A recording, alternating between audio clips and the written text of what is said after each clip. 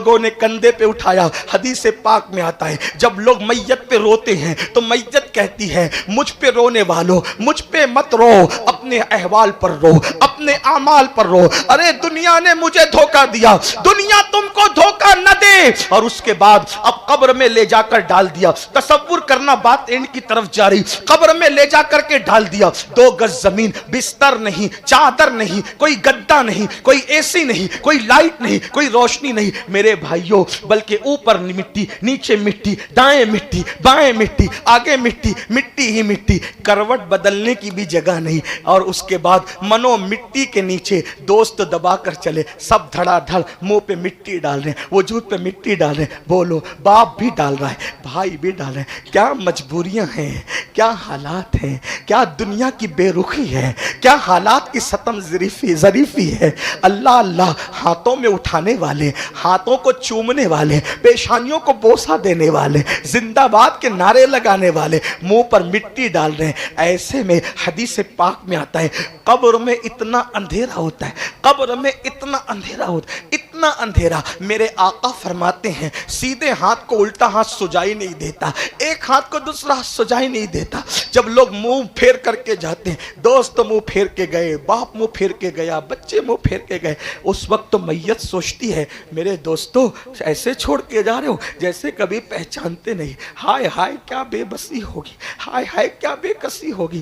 دنیا دنیا دنیا, میرا مال, میری دکان, میری بیوی, میرے بچے سب غیر ہو گئے, سب پرائے ہو گئے, سب اجنبی ہو گئے. اور قبر میں اکیلا انسان ہے, اکیلا انسان. اور اس وقت تو سوچ رہا ہے دوستو تم بھی جا رہے ہو, بھائیو تم بھی جا رہے ہو, ابا جی تم بھی جا رہے ہو, سب جا رہے ہیں, سب جا رہے ہیں, سب جا. جب سب چلے جاتے ہیں ایک پیاری سی, ایک خوبصورت سی, ایک مدھم سی آواز آتی ہے, میرے غلام, میرے امتی, دوست جا رہا ہے جانے دے, بابا جا رہا ہے جانے دے, چچا جا رہا ہے جانے دے, احباب جا رہے ہیں جانے دے, سب جا رہے ہیں جانے دے. اب میں آؤں گا. سب چلے گئے, میں آؤں گا, میں آؤں گا. کون کہہ رہا ہے میرے غلام, میرے امتی, میں آؤں گا.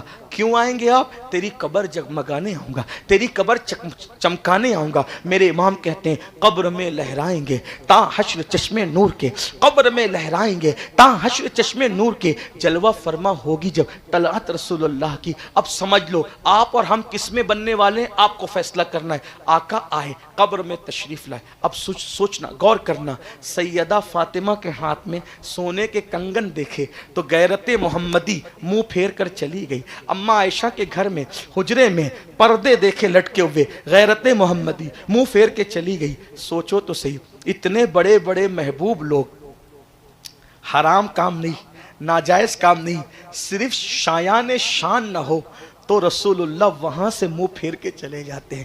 جس نے پوری زندگی کبھی نماز بھی نہیں پڑھی تھی, جو جمعہ کی 2 رکعت پڑھ کے ایسے بھاگ جاتا تھا جیسے اسکول کے بچے اسکول سے بھاگتے ہیں, جو داڑیاں رکھنے میں شرماتا تھا اور کافروں اور مشرکوں جیسا چہرہ بناتا تھا اور داڑیاں مڈا کر سنت رسول کو گٹر میں پھینکواتا تھا. ارے تمہارے چہرے پر یہ چلنے والا وسترا بعد میں چلتا ہے, پہلے یہ رسول اللہ کے دل کو تکلیف پہنچاتا ہے, حضور کے دل کو اذیت پہنچاتا ہے. ہاں ہاں, زنا کے اڈوں پہ جانے والا, شراب کے اڈوں پہ جانے والا, حرام کھانے والا, جب حضور اس کی قبر میں آئیں گے اور پھر دیکھ کر اللہ نہ کرے نازک ہے بہت غیرت سلطان مدینہ, حضور نے دیکھا اور دیکھ کر اللہ نہ کرے یہ فرما دیا, او مکار, او منافق, میری امتی کہلا کر, میرا امتی کہلا کر.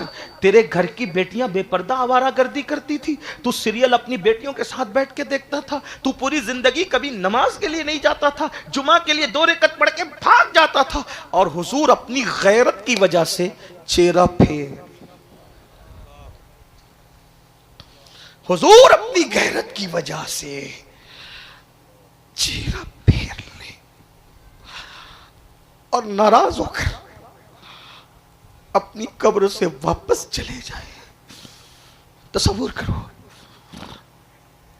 اللہ کسی دشمن کو بھی وہ دل نہ دکھائے, اللہ کسی دشمن کو بھی وہ دن اور وہ لمحہ نہ دکھائے کہ حضور اس کی قبر سے چہرہ پھیر کے جائے. ان کے کرم سے یہ امید تو نہیں, لیکن ان کی غیرت بہت نازک ہے. جب وہ حجرہ عائشہ سے چہرہ پھیر کے جا سکتے ہیں غیرت کی وجہ سے, جب وہ سیدہ فاطمہ الزہرا کے کنگن دیکھ کر چہرے انور کو پھیر لیتے تعلیم امت کے لیے، اگر ہم نے کیا نہیں کیا، اگر پھیر کر چلے جائیں، بولو کہاں جاؤ؟ کس کے دروازے پہ دستک دو گے؟ کس کے دروازے پہ شفاعت کی بھیک مانگو گے؟ کسے مناؤ گے؟ کہاں جاؤ گے؟ وہاں سے تو کہیں جا بھی نہیں سکتے۔ کب پچھتاؤ گے؟ کتنا پچھتاؤ گے؟ پچھتانے کا موقع بھی ختم ہو چکا رہے گا۔ آج لے ان کی پناہ، آج مدد مانگ ان سے، پھر نہ مانیں گے۔ قیامت میں اگر مان گیا، آپ کی مرضی پہ ہے، رسول اللہ کی رحمت پر توجہ کی ہے، حضور کی غیرت پر بھی توجہ کریں اور سوچیں کہ میری قبر سے وہ واپس نہیں جانا چاہیے ناراض ہو کر۔ اس کے لیے کیا کر سکتے ہیں؟ آج سچی توبہ کریں۔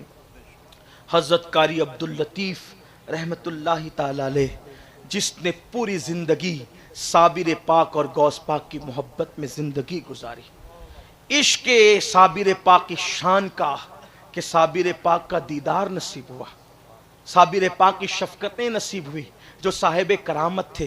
مجھ سے ان کے شہزادوں نے کہا کہ ان کی زندگی پہ کچھ کہیے، لیکن اتفاق سے میرے پاس ان کی کوئی کتاب سیرت کی نہ پہنچ سکی، اس لیے میں صرف اتنا کہہ جاتا ہوں، کسی کے لیے کرامت ہو، زندگی ہو، سوانح عمری ہو، بیان ہو نہ ہو، کسی کے بڑا ہونے کے لیے اتنی بات کافی ہے کہ وہ رسول اللہ کا سچا عاشق ہو، اور جو حضور کا سچا عاشق ہوتا ہے وہ سب کچھ ہوتا ہے، پھر وہاں کہنے کی کوئی بات نہیں ہوتی۔ انشاءاللہ کبھی موقع ملے گا اور ان کی زندگی پڑھنے کا موقع ملے گا تو ہم ان کی زندگی پر کبھی گفتگو کریں گے۔ بس اتنا ہی، نبی کی رحمت تو یاد رکھا ہے، نبی کی غیرت پر بھی توجہ کرو اور اس کے لیے سوچو، آج سچی توبہ کرو۔ ماشاءاللہ صابر پاک کے صاحب سجادہ موجود ہے، اسی طریقے سے قاری عبداللطیف صاحب کے شہزادگان موجود ہیں، علامہ غلام نبی اور یہ سارے علماء مشائخ موجود ہیں، اور پھر صاحب مزار موجود ہے۔ اتنے بڑے عاشق رسول،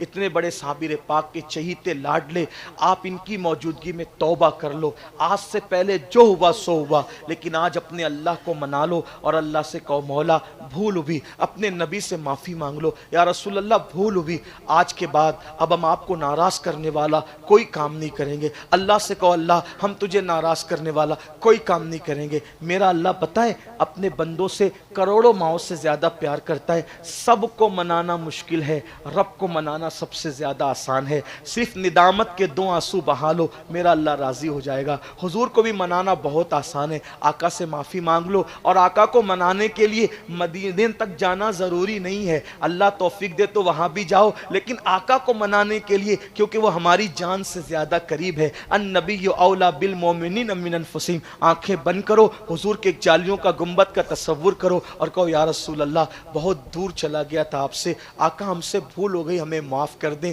اب آج کے بعد آپ کا دل دکھانے والا کام نہیں کروں گا، کوئی گناہ نہیں کروں گا، حضور کی رضا کے لیے جیو، چہروں سے داڑیاں مت کٹاؤ، چہروں پہ وسترہ مت لگاؤ، کل سے نہیں آج سے۔ ابھی جس نے عشاء نہیں پڑھی ہے وہ پہلا کام یہاں سے اٹھ کر کے جائے گا تو عشاء پڑھے گا اور پھر فجر بھی پڑھے گا، نماز کے پابند بنیے، آخرت کی تیاری کیجئے، قبر کی تیاری کیجئے، انشاءاللہ آپ کی قبر جنت کے باغوں میں سے ایک باغ ہوگی۔ کیا میں امید کرتا ہوں سب توبہ کر کے اپنے آپ کو بدلیں گے انشاءاللہ؟ ذرا بتائیں کتنے لوگ بدلیں گے؟ سبحان اللہ۔ اللہ تعالیٰ سب کو توفیق بخشے۔ گفتگو کے درمیان کوئی غلطی کوتاہی ہو گئی ہو اللہ تعالیٰ معاف فرمائے۔ حضرت قاری لطف الرحمان صاحب جو حضرت کے بڑے صاحبزادے ہیں، ان کی برسی بھی ہے۔ اچھا، استغفر اللہ ربی من کل ذنب و اتوب الیہ۔ حضرت صاحب سجادہ صاحب فرما رہے ہیں کہ حضرت کے بڑے صاحبزادے قاری لطف الرحمان صاحب، ان کی آج برسی بھی ہے، یعنی حفظ الرحمان صاحب کا چہلم بھی ہے، حضرت لطف الرحمان صاحب کی برسی بھی ہے۔ ماشاءاللہ اللہ تعالیٰ ان سارے بزرگوں کی قبر کو جنت کے باغوں میں سے باغ بنائے، اور اللہ تعالیٰ ان کو کروٹ کروٹ جنت کی بہاریں عطا فرمائے۔